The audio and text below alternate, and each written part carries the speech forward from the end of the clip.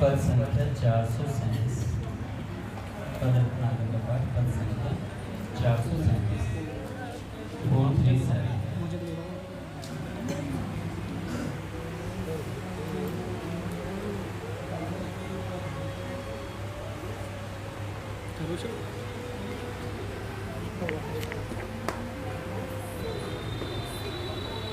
जब ते मैं देखे नंद नंदन खेलत जमुना पूलरी। जब ते मैं देखे नंद नंदन खेलत जमुना पूलरी। तब ते कुल को कूल बही गयो गई सब सुध बुध भूलरी। तब ते कुल को कूल बही गयो गई सब सुध बुध भूलरी। तन मन प्राण पलटी गए सगरे भय कान्ह के रूपरी। तन मन प्राण गए सगरे भय कान्ह के रूपरी। निस दिन अनुभव करत आपु मह मोहन रूप अनूपरी। निस दिन अनुभव करत आपु मोहन रूप अनूपरी। घर बाहर जल थल नभ कानन जहाँ तहाँ दृष्टि पसाररी। जल बाहर जल थल नभ कानन जहाँ तहाँ दृष्टि पसाररी। तहाँ तहाँ हो नित निरतत निरखाओ प्यारो नंद कुमाररी। तहाँ तहाँ हो नित निरतत निरखाओ प्यारो नंद कुमाररी। हाँ बारी की दृष्टि पलट गई की जग छायो श्यामरी। हाँ बारी की दृष्टि पलट गई की जग छायो श्यामरी। नयन प्राण मन सब जाट के रूप सुधारस धामरी। नयन प्राण मन सब जाट के रूप सुधारस धामरी। जब ते मैं देखे नंद नंदन खेलत जमुना कूलरी। जब ते मैं देखे नंद नंदन खेलत जमुना कूलरी। तब ते कुल को कूल बही गयो गई सब सुध बुध भूलरी। तब ते कुल को कूल बही गयो गई सब सुध बुध भूलरी।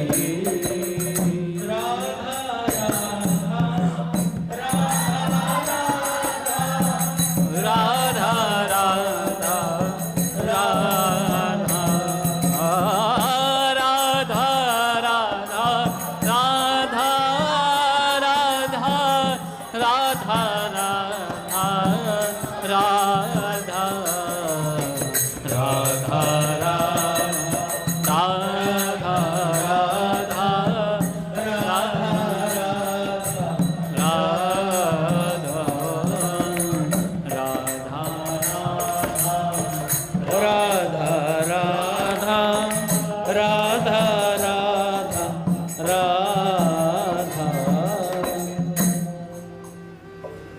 बोलिए भक्तवत्सल भगवान की जय। पूज्य श्री भाई जी महाराज की जय। पूज्य श्री राधा बाबा की जय। पूज्य मैया की जय।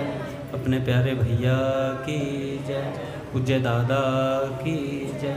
भक्तवत्सल भगवान की जय। बोलिए भक्तवत्सल भगवान की जय। बड़े सौभाग्य का क्षण है कि आज भी हमें सत्संग और कीर्तन का परम लाभ प्राप्त हो रहा है।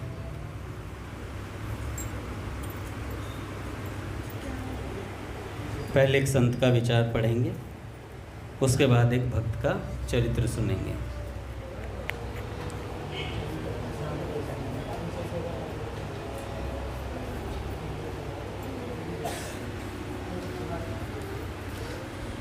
मानव जीवन का लक्ष्य क्या है?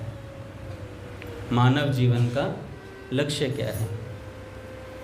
कि सिर्फ पैदा होना, फिर थोड़ा बड़ा होना, स्कूल जाना, स्कूल के बाद कॉलेज जाना, कॉलेज के बाद नौकरी पाना, नौकरी पा करके विवाह हो जाना, विवाह होने के बाद बालक, फिर बालकों का बड़ा हो जाना और फिर बुढ़ापा आकर के ख़त्म हो जाना। प्रायः सबका जीवन ऐसा ही दिखाई देता है, क्योंकि हमें ऐसा ही अपने आसपास दिखाई दिया। हमने देखा कि हमारे पिताजी हुए, उन्होंने हमें पढ़ाया लिखाया, फिर उसके बाद वो हम बड़े हुए, हमारा विवाह हुआ और उसके बाद वो चले गए। भजन जैसा कोई क्षण उनके जीवन में नहीं आया। आपके पिताजी के लिए, मैं अपने पिताजी की बात कर रहा हूँ कि ऐसा क्षण बहुत कम आया। थोड़ा मोड़ा भजन तो क्या, सुबह उठे अगरबत्ती कर ली, ये भी भजन ही है एक प्रकार का, लेकिन वो बात नहीं आ पाई जीवन में जैसी आनी चाहिए थी। भक्त जैसा बनना चाहिए था वैसा नहीं बन पाए। कुछ बुरे कर्म भी करते रहे साथ साथ में, जिनके कारण आगे की गति पर क्वेश्चन मार्क लग जाता है। अब कोई कह देते कि भैया मरने के बाद किसने देखा है? नहीं भैया, मरने के बाद बहुत सी चीज़ें होती हैं, ऐसा हमारे पूज्य भैया बताते हैं। और हम साधकों के भी जो यहाँ पर भजन कर रहे हैं, हम लोगों का भी अपना निज अनुभव होता है इसमें। हमें पता रहता है कि मरने के बाद भी कुछ है। जानते सब हैं, लेकिन जैसे बिल्ली को देख करके कबूतर आँख मींच लेता है, ऐसे हम आँख मींचे रहते हैं। अरे कुछ नहीं होता, भजन वजन ठीक है, मरने के बाद देख लेंगे क्या होगा, ऐसा साधारण व्यक्ति सोच करके चलता है। लेकिन अगर वो देखे तो, अगर अपने मन की बात माने, पूज्य भैया कहते हैं भैया मान लिया 99.9% भगवान जैसा कुछ नहीं होता, पर अगर वो जो एक पॉइंट बच गया, अगर कुछ हुआ ऐसा, नरक स्वर्ग हुए और पिटाई होती होगी नरकों में, फिर क्या करोगे? फिर क्या करो? फिर दोबारा आओगे। अब की बार 2 पैर नहीं मिलेंगे, अब की बार 4 पे आओगे, क्योंकि भजन नहीं करेंगे तो क्या बनेंगे? गधा, घोड़ा, कुत्ता, सुअर, जो जानवर बने, नीचे ही जाओगे। मनुष्य योनि सबसे ऊंची योनि है जिससे हम भगवान को प्राप्त कर सकते हैं, क्योंकि हमारे पास इस समय बुद्धि होती है। क्या सांड के पास बुद्धि होती है? वो जहाँ चाहे मुंह मार देता है, लेकिन हम मार के देखें। भाई हलवाई की दुकान पे जाओ और मुंह मारो जलेबी में सीधा, पता चल जाएगा। हलवाई इतनी पिटाई करेगा। पहली बात तो हम ही नहीं करेंगे, विवेक है, हमारे पास बुद्धि है कि ऐसा करने से पिटाई हो सकती है, पर जानवर में इतनी अकल नहीं होती। भैंस को देखा है हरे कृष्ण महामंत्र बोलते हुए? नहीं देखा होगा। कभी सांड को, बैल को कभी देखा है? नहीं देखा, क्योंकि जानवरों को ये समझ में ही नहीं आ पा रहा है। बुल्ले शाह जी कहते हैं, चल उठ बुल्लिया पीर नू मना ले, नहीं तो बाजी ले गए कुत्ते। बुल्ले शाह जी कहते हैं भगवान को मना लो, नहीं तो कुत्ते हमसे आगे निकल जाएंगे। क्यों? कुत्ते तो अपनी 84 भोग करके ऊपर मनुष्य की योनि की तरफ आ रहे हैं, और हम मनुष्य होकर के कुत्ते बने जा रहे हैं। तो बाजी कौन मार ले जाएगा? कुत्ते मार ले जाएंगे।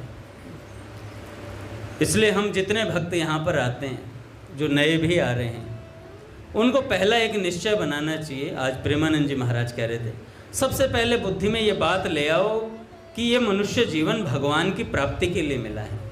उसके बाद आप जो कुछ करोगे बड़ी सावधानी से करोगे, फिर आपके बात समझ में आ जाएगी, हाँ यार मुझे भगवान की प्राप्ति करनी है। क्या ये जो काम करने में जा रहा हूँ ये भगवान को पसंद आएगा? मान लो कोई चोरी करने जा रहा है तो उसे ध्यान रहेगा यार चोरी करना गलत बात है ना। हर जगह जहाँ जहाँ हम गलत कर्म करने जाएंगे वहाँ वहाँ हमें कोई पता चल जाएगा। और ये बुद्धि कहाँ से आती है? बिना सत्संग विवेक न होई, बिना सत्संग के विवेक नहीं होता है। तो इसलिए सत्संग में पता चलता है क्या सही है क्या गलत है।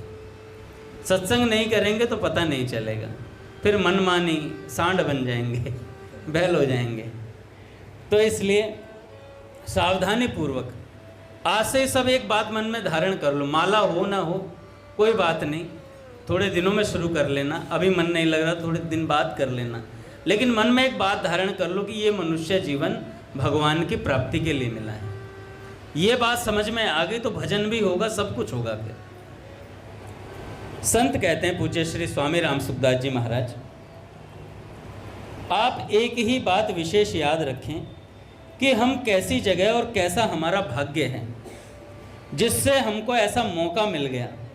ऐसा मौका सज्जनों ढूंढने पर भी नहीं मिल सकता। धन से, पद से, राज्य से, बुद्धि से ये सत्संग नहीं मिल सकता। बताओ कितने लोग हैं जनकपुरी में, गणेशपुरी में, कितने बैठे हैं हम लोग यहाँ पर पे? कितने लोग बैठे हैं? मुश्किल से 50 लोग, 50 भी शायद ना हो अभी, क्योंकि काफ़ी लोग तो अपने गुजरात गए हुए हैं, तो 50 लोग भी नहीं होंगे अभी।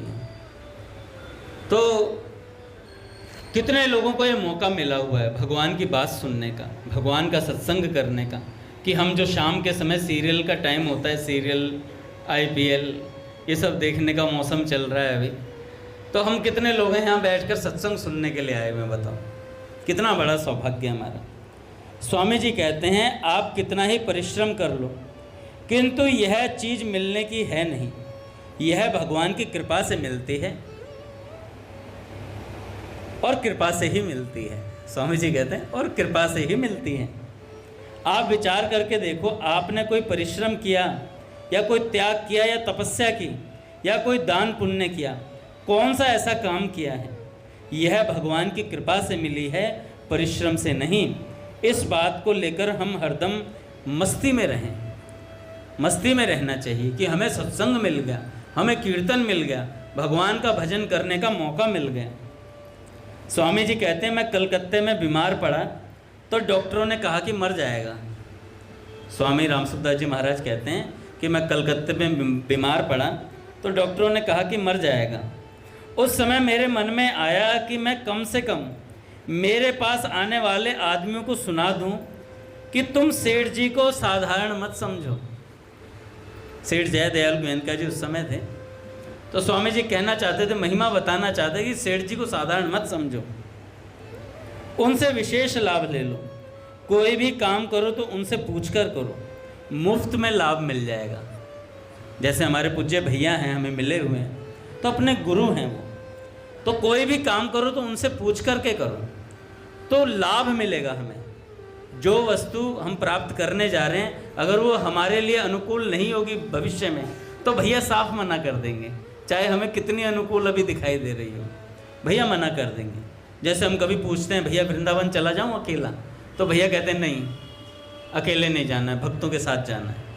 क्योंकि भैया को पता है कि अकेला जाएगा तो बस कचौड़ी लड्डू खा के आ जाएगा, भक्तों के संग जाएगा तो किन्हीं संतों से मिलेगा, कुछ सत्संग की बात पता चलेगी, नहीं तो बिहारी जी के दर्शन करके आएगा बाहर से और भीड़ भाड़ में धक्के खाता हुआ और फिर कहेगा भूख लग रही है, और भूख खा कचौड़ी बर्गर चीले विले खा के चिल्लाता हुआ वापस आ जाएगा, है ना। लेकिन भक्तों के साथ जाएगा तो वहाँ कीर्तन भी करेगा, सत्संग भी सुनेगा, संतों की भजन स्थली पर जाएगा। मेन लाभ तो यही होता है वृंदावन का। तो स्वामी जी कहने लगे मैं सेठ जी की महिमा बताना चाहता था। आप गृहस्थ आदि का सब काम करते ही हो, वही काम उनसे थोड़ी सम्मति लेकर कर लो, सेठ जी से पूछ कर लो जो काम करना है। अगर उनकी देख रेख में लग जाए तो कितनी बढ़िया बात है। भैया आप एकांत में बैठकर भजन ध्यान करो तो आप पर जिम्मेवारी रहेगी, पर सेठ जी के कहने से चाहे पत्थर फोड़ो तो भी कल्याण की जिम्मेवारी सेठ जी पर है। चाहे पत्थर फोड़ो तो भी कल्याण की जिम्मेवारी सेठ जी पर है। महापुरुष की बात मानकर आदमी कितना निश्चिंत हो सकता है, निर्भय हो सकता है।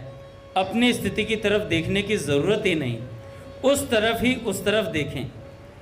रामायण में भरत जी के लिए आता है, रामायण में भरत जी के लिए आता है कि माता की हुई बुराई मानो उन्हें लौटाती है, पर धीरज की धुरी को धारण करने वाले भरत जी भक्ति के बल से चले जाते हैं। जब श्री रघुनाथ जी के स्वभाव को समझते हैं, स्मरण करते हैं, तब मार्ग में उनके पैर जल्दी जल्दी पड़ने लगते हैं। जब माता की करनी को देखते हैं कि कई माता ने क्या क्या कर दिया, वनवास भिजवा दिया, तो उनके पैर पीछे की तरफ खिसकते हैं कि यार मैं कैसे जाऊंगा राम जी के पास, क्या मुंह लेकर के जाऊंगा। पर फिर मन में आता है कि यार राम जी का स्वभाव अलग है। उमा राम स्वभाव जेहि जाना, ताहि भजन तज भाव न आना। जो एक बार भगवान के स्वभाव को जान लेता है उसका मन फिर भजन छोड़ने को नहीं करता है। जब तक स्वभाव नहीं जाना तभी तक दिक्कत है। अच्छा, स्वभाव कहाँ से जान पड़ेगा? सत्संग से जान में, संत महात्माओं के मुख से जान पड़ता है कि भगवान का स्वभाव कैसा है। अच्छा, जब भरत जी पहुँचे वन में तो राम जी के पास पहुँचे। वहाँ पर राम जी से कहा कि राम जी आप वापस चलो और राज्य अभिषेक करेंगे आपका। सामान भी साथ लाए थे भरत जी, तो सारा सामान लेकर पहुँचे थे राज्य अभिषेक का कि राम जी का वहीं राज तिलक कर देंगे, राम जी की सम्मति हो जाए बस एक बार। और जैसे ही वहाँ पर इकट्ठा हुए तो राम जी ने देखा यार मेरी तरफ तो एक भी वोट नहीं है। भैया सारी माताएं भरत जी की तरफ, निषाद राज गु और जितने साथ में थे वो भी भरत जी की तरफ, भैया लक्ष्मण जी भी भरत जी की तरफ, माँ जानकी भी भरत जी की तरफ।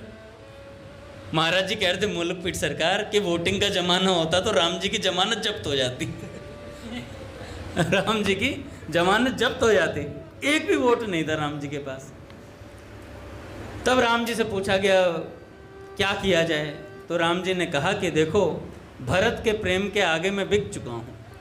भरत का प्रेम इतना निश्चल है कि जो भरत कहेगा वो हो जाएगा। ऐसी बात बोलते ही भरत जी सावधान हो गए, तत्काल सावधान हो गए और तुरंत के तुरंत मन में बात आई कि मेरे कारण प्रभु को किसी संकोच में पड़ना पड़े, ये तो प्रेम का लक्षण नहीं है। जो प्रेम करता है वो तो जिससे हम प्रेम करते हैं उसके सुख में सुखी होना चाहिए। और यहाँ राम जी कह रहे हैं जो भरत कहेगा वही होगा, ये तो सेवक के लिए अनुकूल है नहीं। तो भरत जी ने तुरंत कहा जेहि विधि प्रभु प्रसन्न मन होई, करुणा सागर कीजिए सोई। कि प्रभु जैसे आपकी प्रसन्नता हो वैसे करो। अब इतना बोलते बाजी पलट गई बाजी पलट गई, क्योंकि भैया राम जी, फिर भरत जी ने कहा कि प्रभु आपकी चरण पादुकाएं दे दीजिए, बस उन्हीं को मैं सीता राम का स्वरूप मान करके राज करूंगा, आगे की व्यवस्था चलाऊंगा। और भरत जी वापस वहां नहीं गए, नंदीग्राम में गए और वहां जाकर धरती पर नहीं सोए, ना राजमहलों में गए, धरती के अंदर गड्ढा खोद करके वहां रहे, वहां आगे का समय निकाला।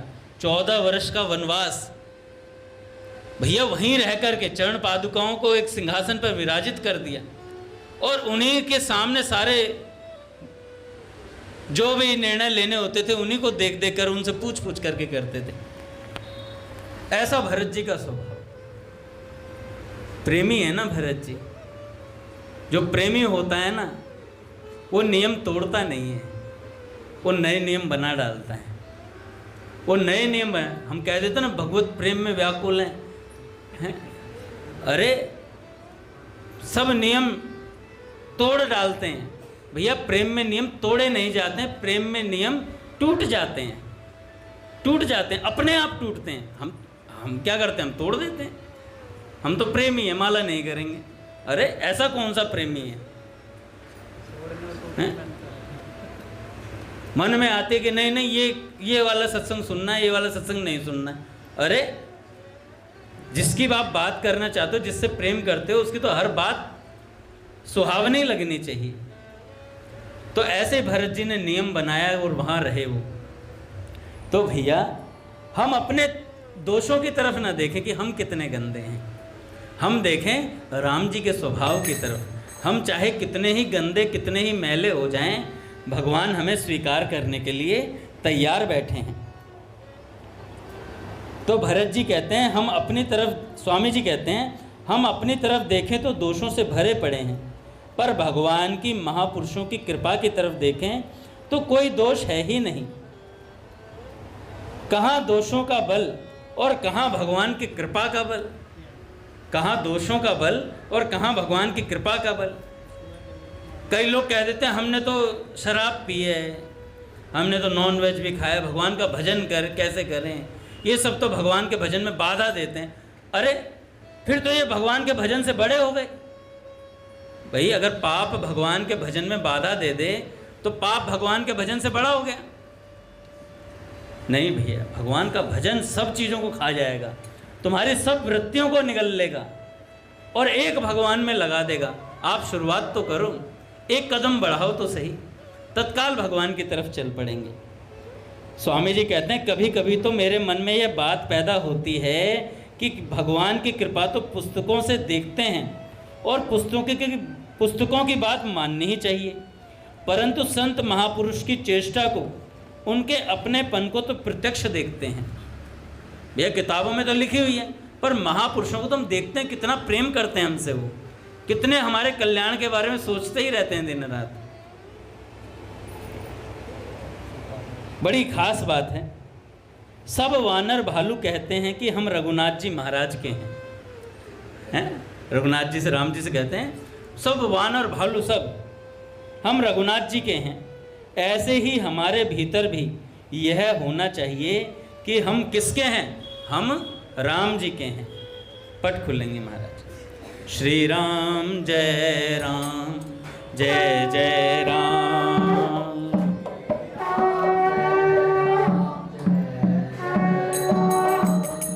श्री राम जय राम, जय जय राम।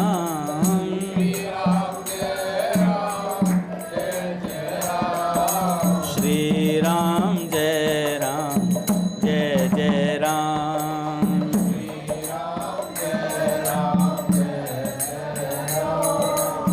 श्री राम जय राम, जय जय राम। जय जय राम। श्री राम जय राम, जय जय राम।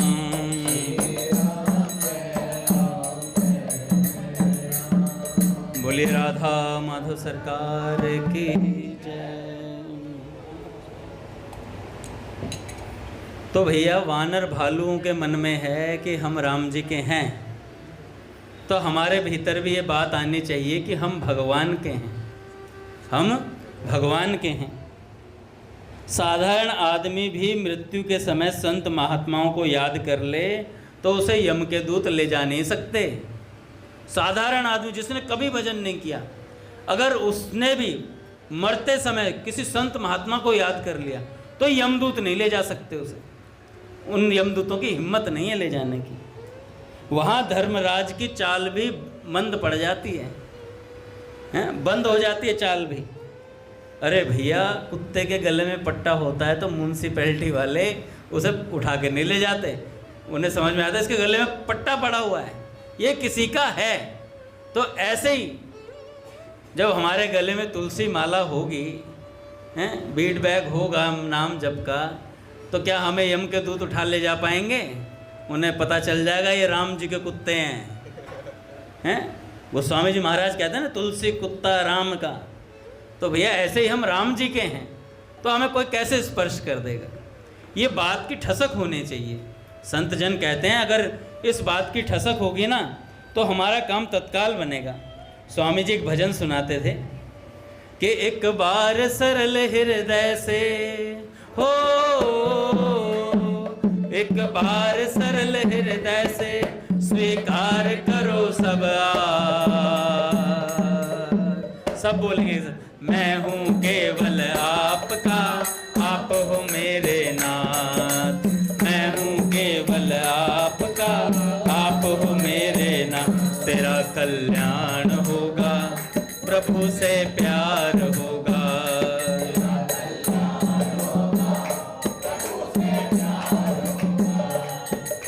स्वामी जी की वाणी है ये, हे मेरे नाथ, हे मेरे नाथ।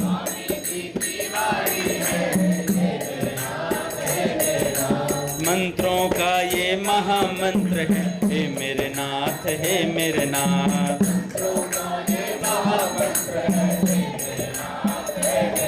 ये महामंत्र जीवन में हो, ये महामंत्र जीवन में धारण कर लो सब आज। कौन सा महामंत्र है? मैं हूँ केवल आपका, आप हो मेरे नाथ। मैं हूँ केवल आपका, आप हो मेरे नाथ। तेरा कल्याण होगा, प्रभु से प्यार होगा, प्रभु से प्यार होगा। परम प्रेम की प्राप्ति का भैया मिल गया राम बाण उपाय। क्या रामबाण उपाय है? जब भी मन में कोई विकार आए, हे नाथ आपको भूलू नहीं, हे नाथ मैं आपका हूँ, हे नाथ मैं आपका हूँ, आप मेरा कल्याण करोगे, आपके ऊपर सारी बात है। आप देखो अब हैं, परम प्रेम की प्राप्ति का भैया मिल गया राम बाण उपाय।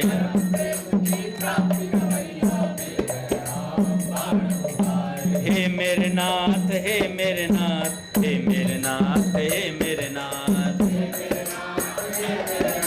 हे मेरे नाथ, हे मेरे। मैं आपको भूलूं नहीं, ओ मैं आपको भूलूं नहीं, रखूंगा हरदम याद। मैं हूँ केवल आपका, आप हो मेरे नाथ। मैं हूँ केवल आपका, आप हो मेरे नाथ। बार बार कहते रहो, हे मेरे नाथ, हे मेरे नाथ। बार बार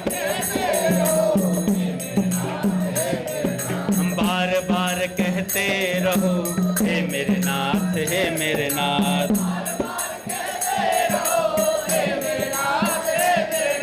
श्वास श्वास रटते रहो, हे मेरे नाथ, हे मेरे नाथ।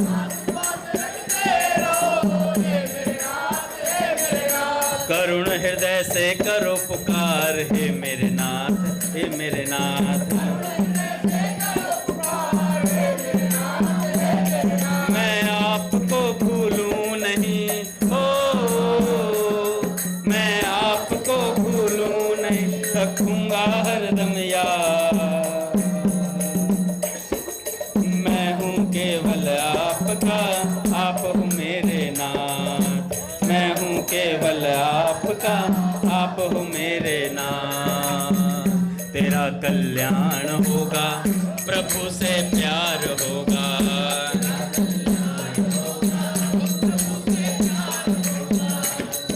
स्वामी जी की वाणी है ये, हे मेरे नाथ, हे मेरे नाथ। मंत्रों का ये महामंत्र है, हे मेरे नाथ, हे मेरे नाथ। सीताराम सीताराम सीताराम सीताराम सीताराम सीताराम सीताराम जय सीताराम। सीताराम सीताराम सीताराम जय सीताराम। सीताराम सीताराम सीताराम जय सीताराम। बोले राधा माधव सरकार की जय। तो क्या मंत्र मिला? हे नाथ मैं आपको भूलूं नहीं, हे नाथ मैं आपको भूलूं नहीं। जब भी भगवान की याद आए, जब भी भगवान के बारे में मन करे बात करने का, तो कह दो हे नाथ मैं आपको भूलूं नहीं। कोई विकार आए, काम क्रोध मद लोभ कुछ भी बात मन में आए, तो कह दो हे नाथ मैं आपको भूलूं नहीं।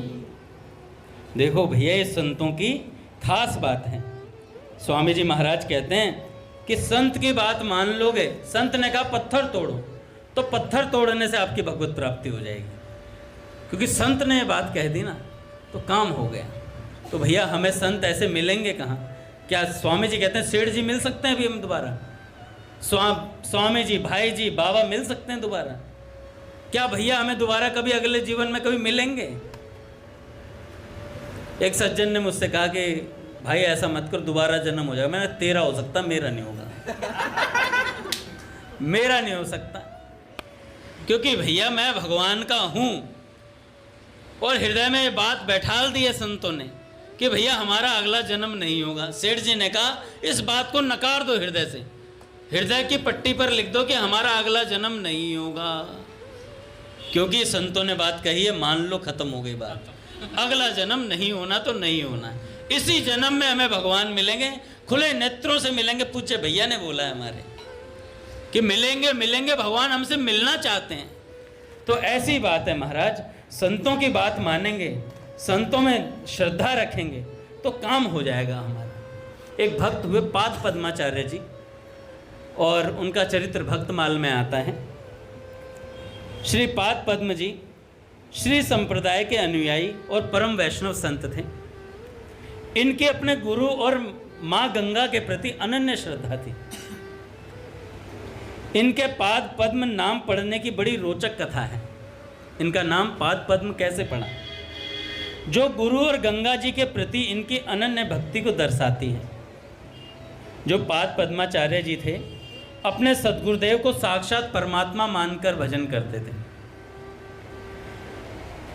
गुरु सेवा को छोड़कर अन्य कोई भी कार्य उनके लिए रुचिकर नहीं था।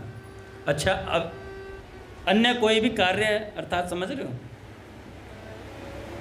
अन्य कोई भी कार्य, कौन सा कार्य जो संसार में चित्त ले जाए।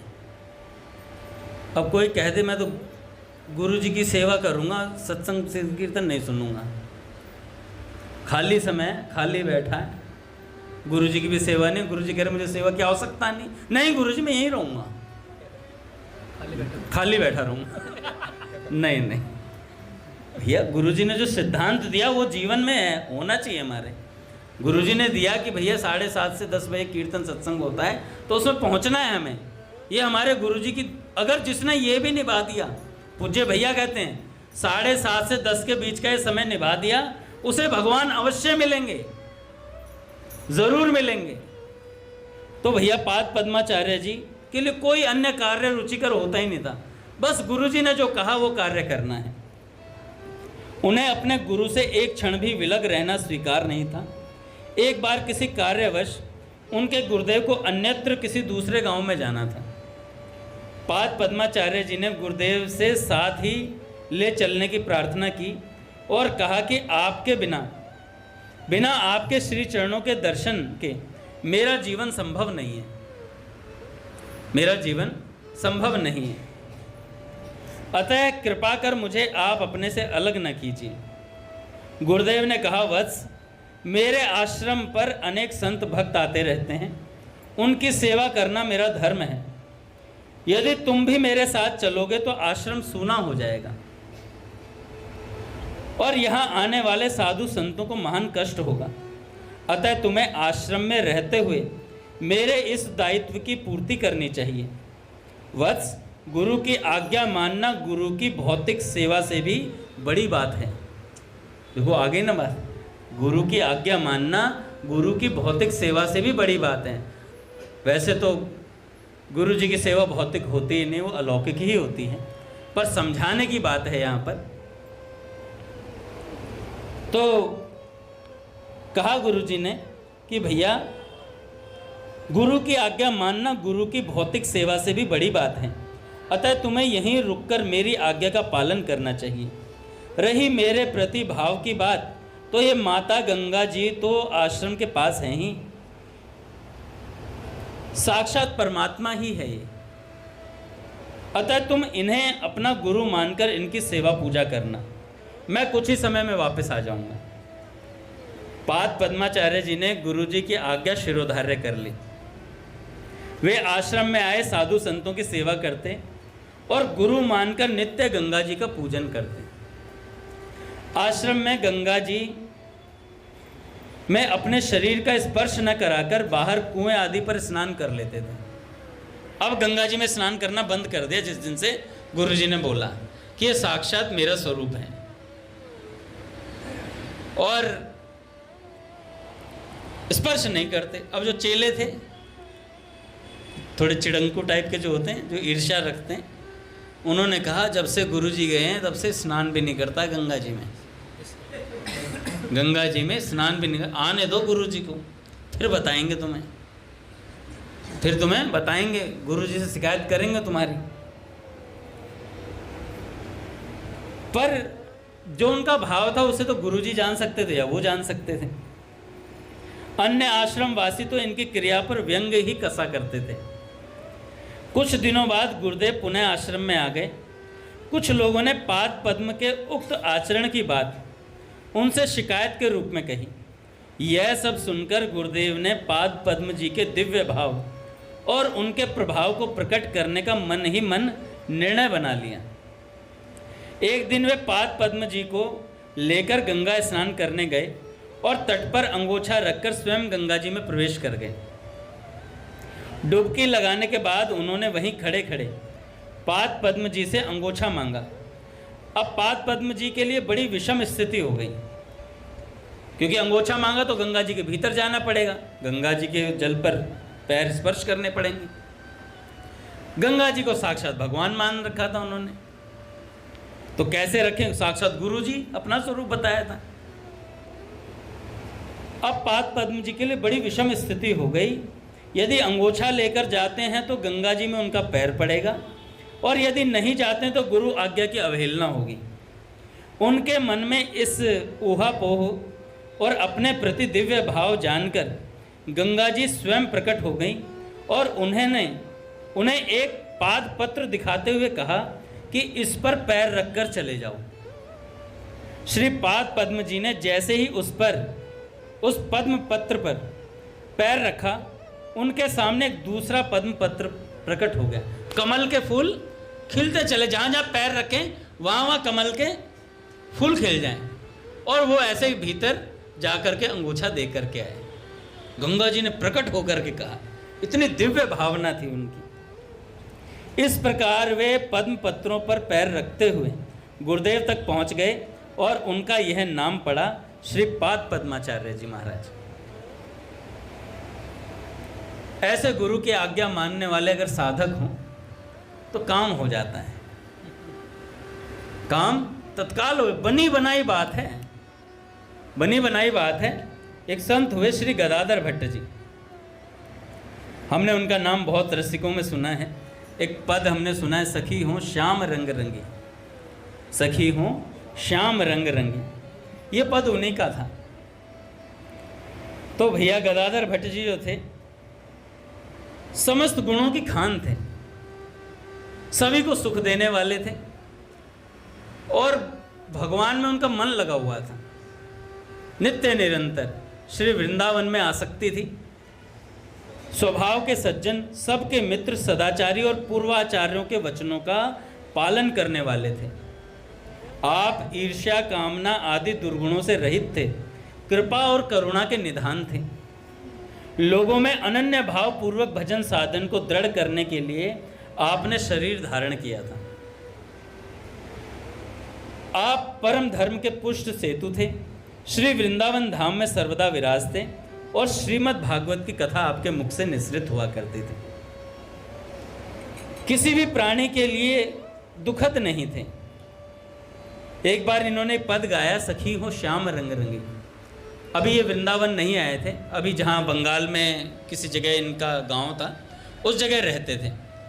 जब ये पद श्री जीव गोस्वामी जी को वृंदावन में प्राप्त हुआ तो उन्होंने अपने शिष्यों से कहा कि यार ये सखी हो श्याम रंग रंगी, ये पद तो किसी रसिक का महसूस होता है, जो श्याम रंग में रंग गया हो उसका कुछ नज़र आता है इसमें। और ये रहने वाले कहाँ के हैं? तो किसी ने बताया कि ये तो गदाधर भट्ट और फलानी फलानी जगह रहते हैं, यहाँ वृंदावन ब्रज क्षेत्र में नहीं रहते। कह रहे ब्रज क्षेत्र में न रहकर, मतलब तब ऐसी स्थिति है तो निश्चित ही कोई बड़ी बात होगी। तो जीव गोस्वामी जी ने एक पत्र लिख करके भेजा और उसमें ये सारी स्थिति वर्णन करी कि भैया बिना श्री जी और श्याम सुंदर की कृपा के ऐसी आसक्ति वृंदावन में श्याम रंग में रंग जाना कोई साधारण बात नहीं है। और उन्होंने कहा आप यहाँ आइए एक बार। तो 2 शिष्यों को भेजा। जब दोनों शिष्य गए वहाँ पर, तो जो गदाधर भट्ट जी थे अपनी कुटिया के बाहर एक कुएं की, वो जो कुएं के चारों ओर होता है ना, मेड़ सी बनाई होती है, उस पर बैठ करके दातुन कर रहे थे। और वो दोनों सज्जन पहुँचे, 2 शिष्य पहुँचे, उन्होंने गदाधर भट्ट जी से ही पूछा कि यहाँ गदाधर भट्ट जी हैं क्या कोई? तो उन्होंने कहा हाँ बताइए क्या काम है। ये नहीं बताया मैं ही गदाधर भट्ट हूँ, कहा कि बताइए क्या काम है। तो उन्होंने कहा कि जीव गोस्वामी जी का वृंदावन से उनके लिए पत्र आया है। उन्होंने जैसे ही वृंदावन नाम सुना मूर्छित हो गए महाराज। हाँ वृंदावन कहकर वहीं मूर्छित हो गए। थोड़ी देर में होश आया तो उन्होंने पत्र को पढ़ा तो जीव गोस्वामी जी की आज्ञा थी कि आप वृंदावन में आ जाइए। वृंदावन में आए। अच्छा, आने के लिए वापस कुटिया में नहीं गए कि थोड़ा सामान हमारा पैक करना है या कुछ इस तरीके कुछ करना, कोई सामान पैक नहीं, चले और कहा चलो, संत की आज्ञा हो गई, चलो वृंदावन। ऐसा नहीं कि अंगद दास गया बैग करने, 4 धोती रख रहा है, 2 कुर्ते रख रहा है खाने पीने का सामान रख रहा, वृंदावन जाना है 10 पतंजलि वाली मैगी रख ली तेपले रख रहे। तो ऐसी पैकिंग नहीं, उन्हें तो आज्ञा मिली और चल दिए वृंदावन के लिए। अब वृंदावन पहुँचे। वृंदावन पहुँच करके जीव गोस्वामी जी ने उनसे कहा कि कुछ सुनाओ। और जब उन्होंने सुनाया तो जीव गोस्वामी जी को लगा इनके मुख से तो रस टपकता है। तो जीव गोस्वामी जी ने आज्ञा दी कि आप यहीं पर रहकर श्रीमद् भागवत की कथा का पान यहाँ के लोगों को, संतों को कराओ। अब गुरु जी की आज्ञा हो गई। कथा तो पहले भी कहते थे, पर जब गुरु की आज्ञा हो जाती है तो फिर सोने पे सुहागा हो जाता है। फिर वो रस नहीं रहता, वो चाशनी हो जाती है। वो भगवत प्रेम वाला रस पैदा हो जाता है वाणी के भीतर। अब वो कथा कहा करते थे, निरंतर कथा का रस बहता था। एक दिन कथा कह रहे थे तो वहीं पर एक भक्त थे और बैठ करके कथा सुन रहे थे, जैसे हम लोग सुनते हैं ऐसे कथा सुन रहे थे। कथा सुनते सुनते वो देखते थे कि जब कोई भावुक बात आती थी तो सबके नेत्रों से आंसू बहते थे। और वो जो भक्त थे वो कहते हैं सब रोते, मैं क्यों नहीं रो पाता, मेरे आंसू क्यों नहीं आते। तो उन्होंने क्या किया कि अगले दिन से लाल मिर्च लाने लगे। मैं अपने मंदिर के कई भक्तों को जानता हूँ जो लाल मिर्च का प्रयोग कर चुके हैं। मैं जानता हूँ उनको पर्सनली, मेरे नेत्रों के सामने करा उन्होंने। किस लिए? कि कोई गंदा दृश्य बाहर देखने को मिल गया, कोई दृश्य फेसबुक पर देख लिया, इस तरीके से कोई दृश्य देखने को मिला तो वो आकर के रोते थे और नेत्रों में लाल मिर्च डाल लेते थे। मैं संभालता था ऊपर ममटी पे जाकर के। ऐसे भी भक्त हैं हमारे पास जो भगवान से प्रेम के लिए अपने को कष्ट देना चाहते हैं। महाराज जी कह रहे थे कि भैया निश्चित ही कष्ट देना चाहिए, ऐसा नहीं कि गला काट लिया, इतना भी नहीं। अति भक्ति का लक्षण होता है वो भी, लेकिन अति भक्ति हमारे अंदर आई नहीं है। अभी तो रसगुल्ला ही नहीं छूट रहा है, मिर्च तो कहाँ डाल पाएंगे। गोलगप्पे में डाल दो मिर्च जितनी डालनी है, आँख में मत डालो। तो वो जो भक्त थे उन्होंने क्या किया, मिर्च का प्रयोग शुरू किया। अब अगले दिन जैसे ही कथा होती सब रोते तो वो क्या करते, अपने थैले में यूँ आँख डालते और यूँ मिर्च लगा लेते और खूब रोते। अब बाकी तो चुप हो जाते। थोड़ी देर में कथा का समय, उनके आंसू ही नहीं रुकते, लाल मिर्च इतनी घुस चुके होते। वो कहते हैं यार ये पहले रोता नहीं था, अब हमसे ज्यादा ही रोता है। तो एक भक्त ने अगले दिन कथा में देख लिया ये दृश्य कि ये कुछ लाल मिर्च लगाता है। तो उन्होंने जाकर के श्री गदाधर भट्ट जी से कहा, गदाधर भट्ट जी ने कहा कि उस सज्जन को मेरे पास लेकर के आओ। वो लेकर के आए और गदाधर भट्ट जी ने कहा, अहो भाग्य, ऐसे दिव्य भक्त के दर्शन करने को मुझे मिल रहे हैं। तो उन भक्त ने कहा, नहीं नहीं महाराज, मैं सच में नहीं रोता हूँ, मैं तो लाल मिर्च डाल के रोता हूँ। तो उन्होंने कहा कि भैया ऐसा हृदय किसके पास होगा जो भगवान के विरह में रोने के लिए अपने नेत्रों में लाल मिर्च डाल ले। ऐसा हृदय हर किसी के पास नहीं होता। और जाओ, आज के बाद तुम्हें लाल मिर्च की आवश्यकता नहीं पड़ेगी। उस दिन के बाद से महाराज कथा में स्वाभाविक नेत्रों से आंसू बहते थे, भगवान के प्रेम में आंसू बहने शुरू हो गए। ये शायद गदाधर भट्ट जी का ही प्रसंग है कि गदाधर भट्ट जी कथा कह रहे थे और सामने कवि कर्णकूर गोस्वामी जी बैठे, कोई दूसरे संत थे, सनातन गोस्वामी जी थे। हाँ, ये सनातन गोस्वामी जी की बात आ गई। तो ये जो गदाधर भट्ट जी थे महाराज, इतनी सुंदर कथा कहते थे कि कथा का असर भी होता था। हमने अपने रास बिहारी भैया ने 2-4 दिन पहले मीराबाई जी का प्रसंग सुनाया था। मुझे बहुत प्रसंग प्रिय लगता है उसमें भोजराज जी का। जब जब मैंने मीराबाई जी के प्रसंग में वो प्रसंग पढ़ा है, तब तब मेरे को बड़ी हृदय से प्रसन्नता होती है कि यार ऐसा दृढ़ निश्चय भगवान के प्रति। और भोजराज जी कहाँ भैया, राज में महलों में रहने वाले हैं, बड़े बड़े आभूषणों को धारण करने वाले। जब से मीरा जी की संगत में आए उनके पतिदेव, मीरा जी को स्पर्श न करने का वचन दिया था मीरा जी को उन्होंने कि आजीवन तुम्हें स्पर्श नहीं करूंगा। और गुरु मान करके जब जब राज कार्य से फ्री होते थे ना, तब तब आ जाते थे मीरा जी के पास, सामने बैठ करके कहते थे कुछ भगवान की बात सुनाओ, अपने गिरधर की कुछ बात सुनाओ। तो मीरा जी बैठ करके उन्हें कथा सुनाती थी, भगवान का गुणानुवाद सुनाते। ऐसा रंग चढ़ा कानों में महाराज, वो कुंडल उतर गए और तुलसी वाले कुंडल आ गए, गले में मालाएं आ गई। अब तिलक लगाते थे, तिलक लगाना शुरू कर दिया था, चंदन का तिलक। तो सब सोचते थे कि महाराज कहीं ये तलवार चलाना ना भूल जाए, कि भक्ति में रंग जाए। तो महाराणा सांगा जी ने कहा था नहीं ऐसा नहीं है, वीरता उनके भीतर भरी पड़ी थी, पर भक्ति भी उच्च कोटि की, क्योंकि उच्च कोटि के संत मीराबाई जी का संग उन्हें मिल रहा था। ये नित्य सत्संग का फल है कि जो सत्संग करेगा उस पर उसका रंग चढ़ेगा ही चढ़ेगा। तो ऐसे ही गदाधर भट्ट जी कथा कहा करते थे। उनके पास एक सज्जन आया करते थे कल्याण सिंह नाम के, वो भी एक सेठ थे, खूब उनके पास पैसा था और कथा सुनने आते थे। और जब राजस्थान के थे वो आते कथा सुनने के लिए, तो धीरे धीरे धीरे धीरे धीरे कथा सुनने लगे, भगवान में मन रम गया। अब भगवान की कथा में बैठे बैठे खूब आंसू आते, खूब अपना मन रम गया। पहले जहाँ बहुत बोला करते थे, अब बोलना कम हो गया। अब घर पर भी जाते तो अपनी पत्नी से कम बातचीत करते, अधिकतर समय नाम जब चलता रहता, सत्संग सुनते रहते, पुस्तकें पढ़ते रहते, यही कार्य हो गया था।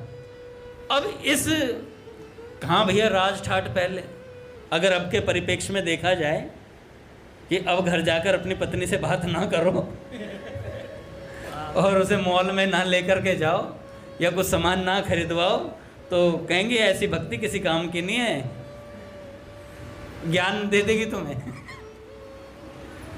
लेकिन उस समय भी वो चिढ़ गई महाराज। कल्याण सिंह की जो धर्म पत्नी थी वो कहने लगी, पहले तो राजाओं की तरह रहते थे, इतना आनंद में रहते थे और सोने चांदी की सब चीज़ें पहना करते थे, अब सब उतार फेंका है, बगलबंदी आ गई है, धोती पहनने लग गए हैं। तो रंग चढ़ गया था सत्संग का। ये खास बात है। महाराज जी कह रहे थे कि सत्संग सुने और रंग ना चढ़े, ऐसा हो नहीं सकता, क्योंकि ये श्याम सुंदर का रंग है। ये जिस पर चढ़ जाता है वो फिर बावरा हो जाता है, और जिस पर नहीं चढ़ता है वो भी बावरा हो जाता है, संसार का वो भी बावरा हो जाता है। तो कल्याण सिंह जी की जो धर्म पत्नी थी वो चिढ़ गई, और चिढ़ के मारे उन्होंने क्या करा, एक भीख मांगने वाली थी, उसे पैसों की आवश्यकता थी। तो कल्याण सिंह की पत्नी ने कहा कि तुम ऐसा करो कि गदाधर भट्ट जी की कथा में जाओ और गदाधर भट्ट जी के ऊपर आक्षेप लगाओ कि तुम गर्भवती हो और गदाधर भट्ट जी के मतलब ये जो गर्भ धारण कराया गदाधर भट्ट जी ने कराया,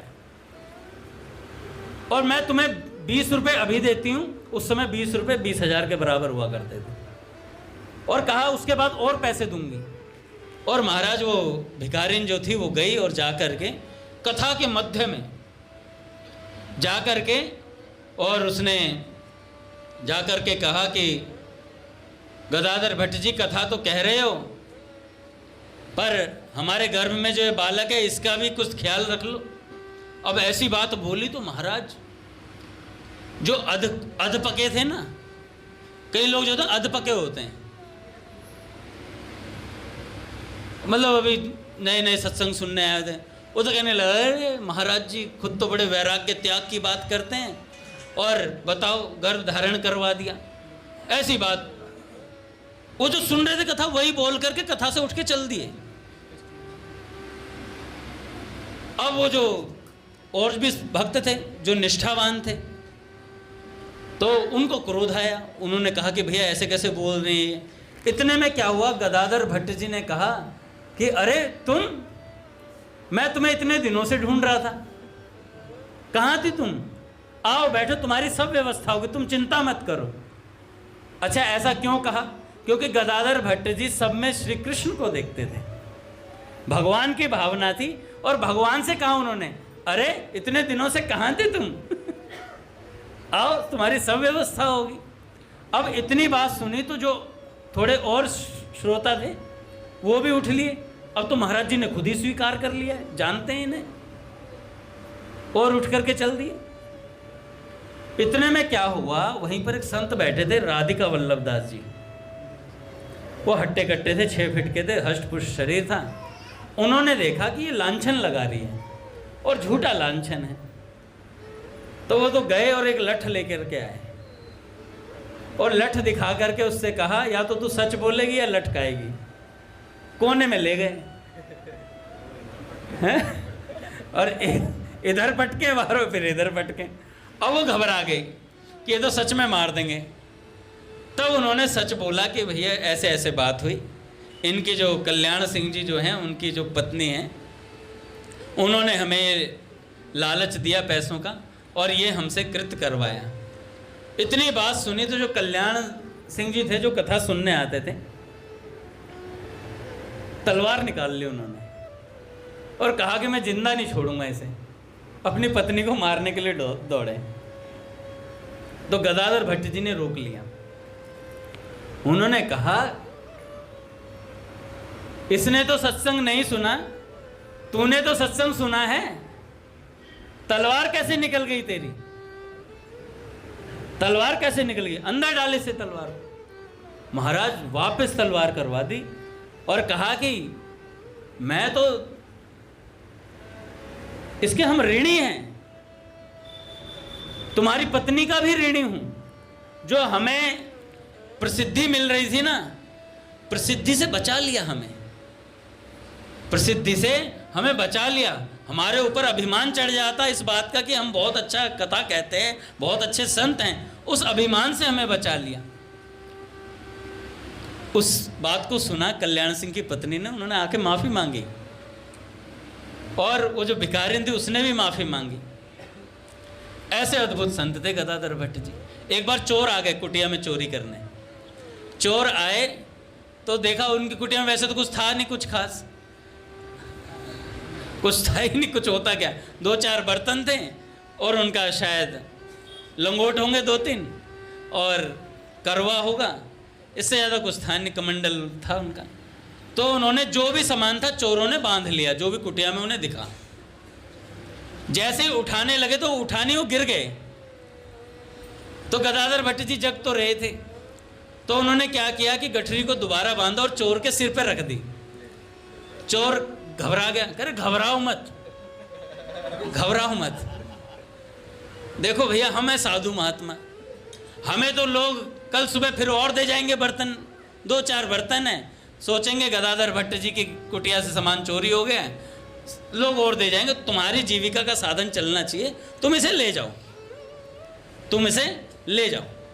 और चोरों को महाराज वो दे दिया, अगले दिन चोर सामान वापस लाए, कह रहे महाराज हम तो आपका शिष्य बनना चाहेंगे। अब ऐसे ही विलक्षण त्यागी महात्मा थे।